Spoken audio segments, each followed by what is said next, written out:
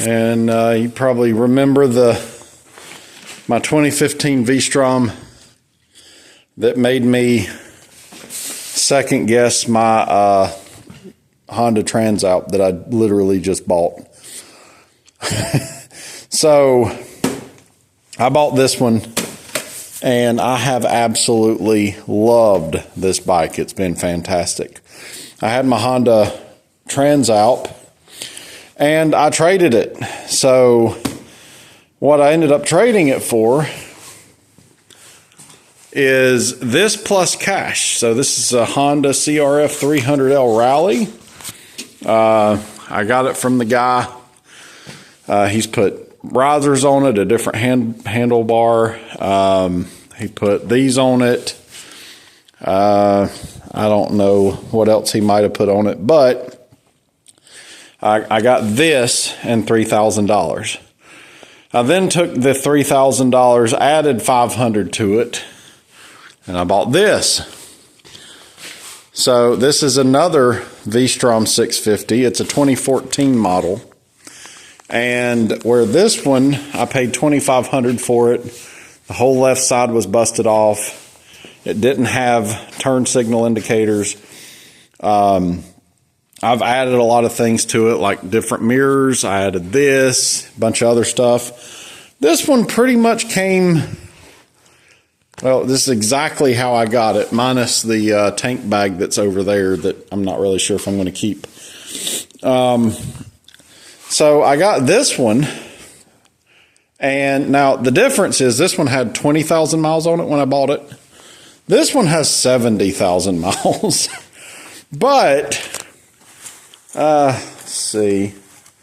So this is a cold crank.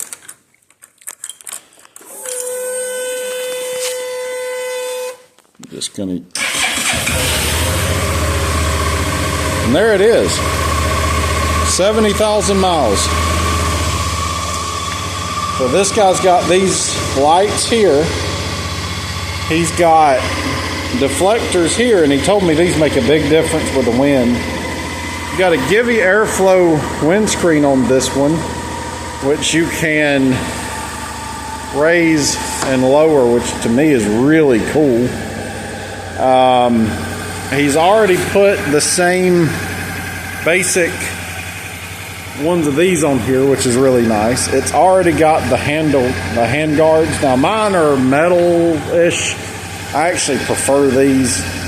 I'm not sure if that's what broke my wrist when I wrecked the Africa Twin, because it got shoved into there. Not sure. He actually did some pretty neat stuff to this thing. So if you look at mine, that's what you see. Now you've actually got kind of a gap up here. And I'm really not sure how it looks like you've got a bolt here and here on the back side. And you can see where he's made some kind of a bracket here, and you've got your power. Not sure if that works, but you've got USB. You've got a switch for those lights. So you can do white light, you can do yellow light, which is kind of neat. Not sure which one. I guess the yellow would be handy in the fog. He's lowered this one. So if you look at these here versus these here, you can see that the other one is that far up.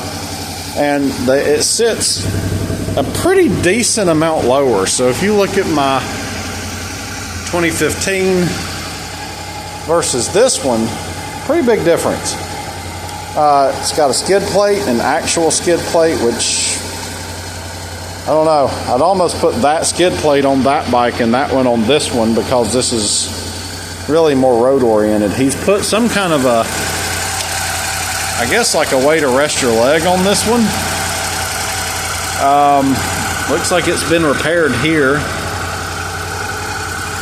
Let's see, what else? Oh, yeah, it's got the Givi, these things. I guess those can come off somehow, but he said he paid, these were new when he bought them. So this one's got the side cases, and when he lowered it, he kept the links so I can actually put it back to stock if I want to. Gave me the front brake pads if I need those. He said he just did the rear. Said he just serviced the air filter, spark plug, coolant, the valve job. He did the valve job. Oh, and there's a rack in there to go here. And then this one,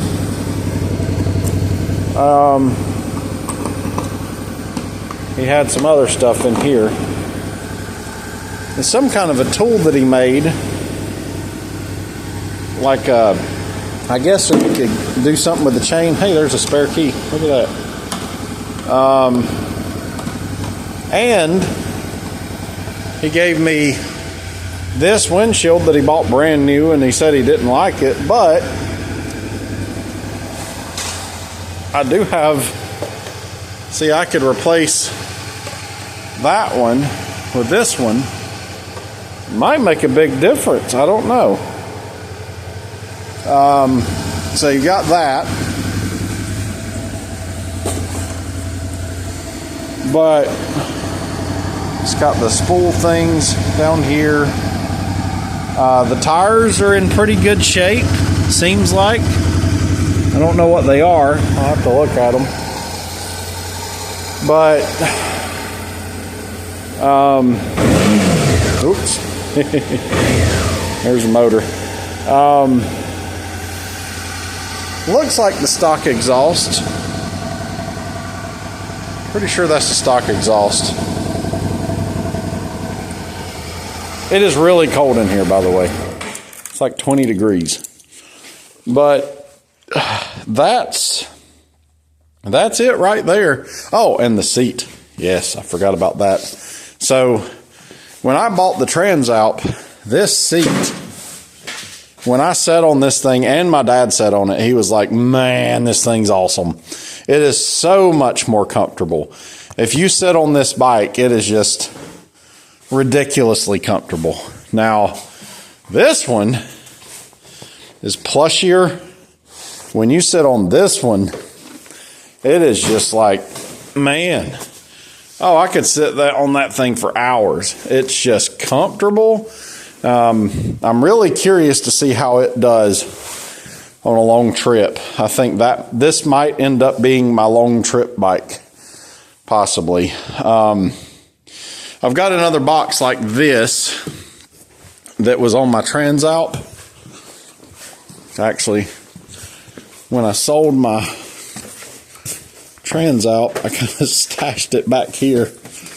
Nah, let me grab it. Oh. Holy crap, what have we got in this thing?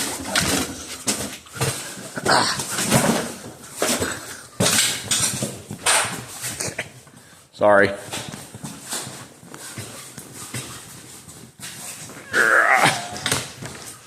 So, I could put this box on it as well, obviously further back, but you talk about some luggage. If you wanted to go camping or whatever, you've got a lot of space right there. So, you know, there's the mount plate for it. Let me move this. So I kind of took a lot of the stuff off of my Transalp that I can now use on this one. But I'm probably going to mount this on here somehow, probably right there. And that'll give me a way to mount that if I want to. I don't have to, but I'll be able to use that if I choose. So, oh, I could actually mount it like that too. Mount it a little further back. But yeah, man, it's cosmetically, the guy really took care of it. You can tell he really, and just talking to the guy, he really took pride in this thing, and he likes it. I think he was pretty sad to see it go, but my plan, and one of the reasons I did this, is I had one Transalp that I had put basically $10,000 into. I rode 10,000 miles and then some on it. Enjoyed the living daylights out of it. And I figured, I actually put 9,000. It was under 9. It was like 85 something. It was $20 cheaper than what my dad got his, and it was under 9. So I figured, okay, $9,000. I rode it for 10,000 miles. If I can sell it for 7, I got $2,000 worth of enjoyment out of the thing. Enjoyed the living daylights out of it. It was a fantastic motorcycle. But what scared me was you've got these two different kinds of tires here. These are tubeless. These are tubed. The tube tires kind of scare me on the highway. On something like this, I'm not going to be going 100 miles an hour. This thing's top speed is, 70-ish, realistically. That one, I had it, well, let's just say I didn't obey the speed limit in a few places. And I would imagine this one would do something similar. But tubeless or tube tires are good for off-road. You can drop the tire pressure. For off-road, they're good. For on-road, my Transalp, the wheel, the tire literally came off the bead on me on my Transalp. I have no idea how I saved that in the middle of a turn at about 35 miles an hour. The tube rapidly deflated. When it rapidly deflated, the tire came off the rim, and I barely made it somewhere. And it had a hole in it that I was able to patch. And it was it rubbed a hole, apparently, over the last 10,000 miles. And I was able to patch the hole enough to get it home. I patched the hole. I filled it up. But again, here's part of my problem. On the trail, I'm not as worried about this if it pops off or whatever. But if I'm going, I use these to commute. I go back and forth to work. I go to friends' houses. I go 4, 5, 6 hours away. If this tire messes up on me, I can plug it. I've got a plug kit. I've got an air compressor. With that one in particular, under the seat, I have all the tools that I'm going to need for this motorcycle. They're all under here. Everything I need to plug the tire, pump the tire, all that stuff is under this seat. So what that gave me is now this box I can just use for whatever I want to use. I can store whatever crap I want to in here. Where that one, half of that was taken up by the tools that you don't see in there. And then the other half was essentially that much space or less. And I didn't have room under the seat on the Transalp to store anything, where this one I do. So in the same space, I've actually got a gas fuel tank and enough, essentially the same amount of space in a smaller box on this one. So if I end up with an issue and it's raining or it's cold or whatever, I can plug this and I'm done. I'm off the road. I'm gone. Unless it's like a catastrophic issue, then it don't matter which one I've got. I'm kind of screwed. And as far as I can tell, that, from what I understand, if the tire deflates, are you going to lose control? Possibly. Are you going to lose control as rapidly as you'll lose control with that? No. So if I'm going 95 with this bike, I feel safer than this bike. I also am carrying tools that can take care of this quicker, easier, yada, yada, yada. So for road travel, I would much rather have one of these two V-Stroms. And to me, the V-Stroms are a superior road bike. Now, they are a 650 versus a 750. They're not as sporty. I kind of look at them as like a working man's or an old man bike, because they're not pretty. They're very functional. They do everything that I would want to do. They got plenty of power. I'm very, very happy with these bikes.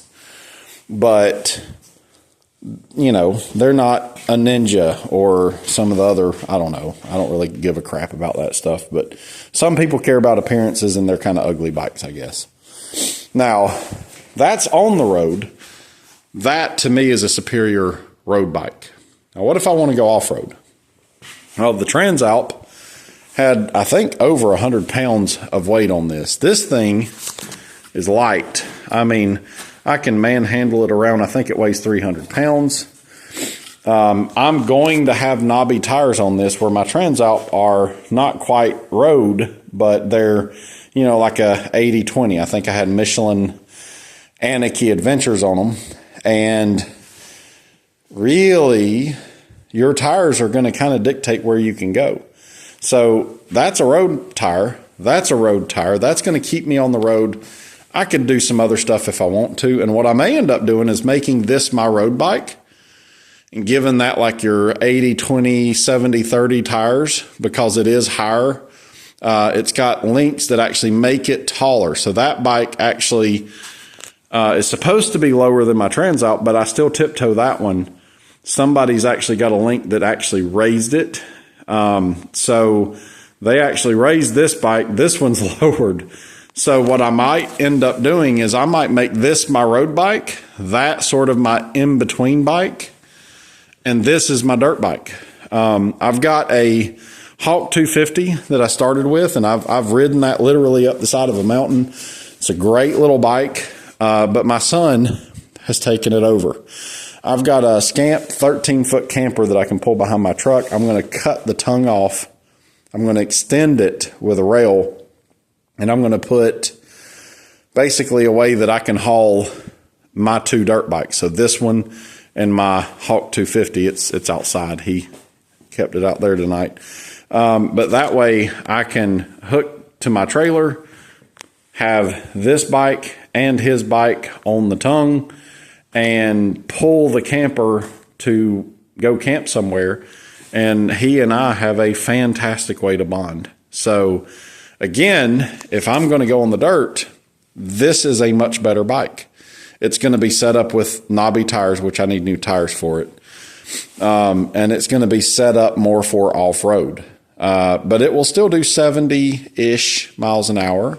So it's a great, this is the Rally. It's got the bigger gas capacity. That little red tank that's over there, I've got another one that I'm going to build a bracket for where it will mount right in here somewhere. So I'll have some spare fuel to take with me. Not necessarily for my bike, but mostly for my son's bike. This one is 3.7 gallon capacity. His is like 1 point something gallons. So if I've got 1.3 gallons and mine, if we get back in somewhere, I can fill his up, refill it, and we can, get out of wherever we're at. So we will be able to go a little bit farther. I'll probably buy one more of those as well for his bike. So he will have one and I'll have one, would probably be the plan. But essentially what I did is I sold one motorcycle that didn't do either of these rolls well, and I got one that does that roll way better, one that does that roll way better. The comfort compared to that Transalp with this seat is just astronomical. Now, the miles on this is about 70,000 miles. So when I bought it, I almost passed it up, but the thing fires up like a dream. One of the reasons that I was kind of turned on to the V-Stroms is the motors that are in these things are kind of renowned for just being fantastic motors. They're well known for being, I've seen reviews where people have got well over 100,000 miles on them and they're still going strong and they barely done any real work to them. So this has got 70,000 on it. If I get to 110,000, that's a lot of miles for $3,500. And from what I understand, you can rebuild the top end of these. The bottom ends really don't need a lot of TLC. They're usually still good on the bottom end. It's just your rings and your pistons that you might end up having to do a little bit of work with. But if that's the case, shoot, that's, a couple of weekends, you tear it down, you rebuild the top end, which is, again, why I have two. So while I'm rebuilding this one, I can be riding that one. I do daily drive that 99% of the time. Even in the winter, I'll drive it into the teens, and I'm perfectly happy to do it. I also think that these bikes will last longer than my Honda Transalp. It was a 2024. I put 10,000 miles on it. In the summer, when I pulled up to a stoplight, it would get up to 220, 222, 223 degrees sitting in traffic. Now, it's hot here, and you're sitting, in between cars and stuff like that before the fan would turn on and cool it back down, which is just really close. Where these seem to run cooler. I've not really seen anything where I think the year model that these are is before some of the regulations where they had to run them hot. So I really think these motors, for one, you have history on these motors that they run forever. Now, Honda's absolutely a fantastic motor. They're super reliable, which is one reason I wanted that one. But I do think that this motor, with its history, with the way they're designed, the fact that they don't run hot, they're great motors. So, again, if I have to rebuild this motor in 50,000 miles or 30,000 miles or whatever it is, for $3,500, I've got all of this. And if the motor needs to be rebuilt, say it's another 1,000, I put 1,000 into rebuilding the motor. I've still got a great bike. So miles don't scare me on something that I know is well done. Something that I know is gonna run well and do its job and all that stuff. They really don't scare me. So this motorcycle is I think for what I've got in it, I got a pretty decent deal. There were a bunch of the Gen 1s. This is the Gen 2. And one of the reasons I specifically looked for the Gen 2s is I already had one.